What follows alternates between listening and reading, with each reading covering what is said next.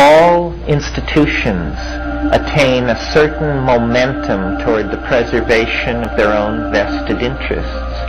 And science, and the handmaiden of science, which is modern technocratic government, have created a number of cultural institutions that have a friction with the reemergence of the spirit. First and foremost is the notion of the public.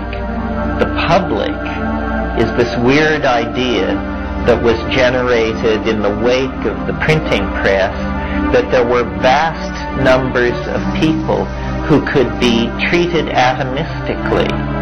They didn't have to be thought of as individuals. They could be thought of as various classes, masses of people to be manipulated. And if you could sell the public on the idea of democracy, which is another one of these atomistic notions. The notion of democracy is that for us all to get together and have it work, we have to assume that we're all alike, see? So we each have a vote, and then you may be tall, you may be short, you may be rich, you may be poor, you may be black, you may be white, but that doesn't matter. We'll give everybody this charge, one vote, and then we'll see how these populations work themselves out. What they don't tell you is that at the same time that you build this definition of the citizen, you also build the institutions which subvert the citizen. So the citizen is not free to act out and express the wishes of the citizen. The citizen is a consumer of ideological models that are sold to the citizen through agencies of mass propaganda. So there's this peculiar playing off of one against the other. In the meantime, what has also been happening is the institutions of language, which previously were pretty much left to develop on their own, and that was the situation well into the 19th century.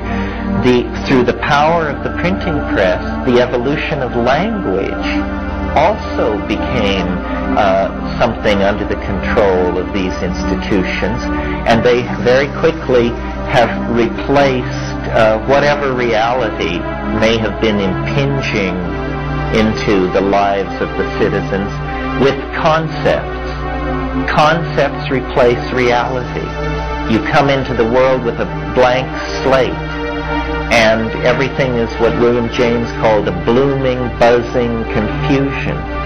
Well, then one by one you isolate phenomena in this confusion and you name it.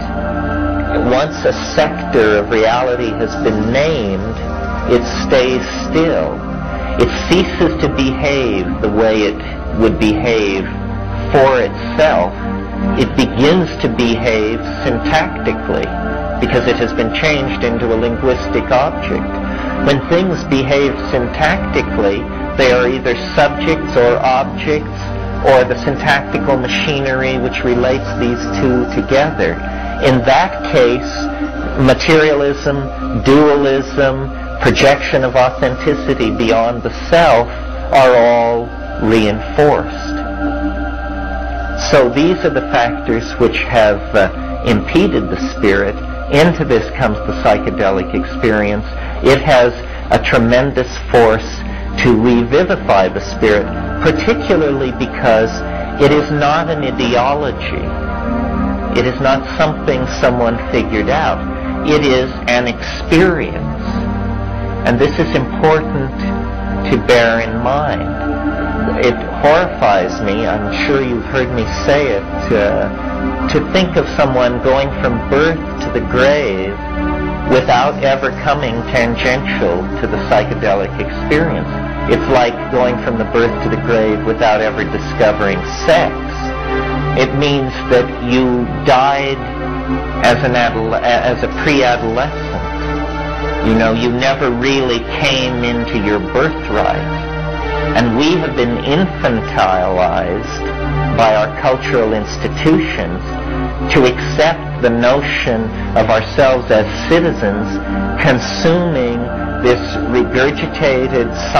regurgitated scientific models, which are then hashed through by Madison Avenue and then handed down to us by the organs of mass culture, and this is supposed to be what we anchor our lives on. It's no wonder that drug abuse, child abuse, self-abuse is rampant in this society, because it all has been taken away from us. You may read 1984 and think, well, thank God it isn't that bad yet.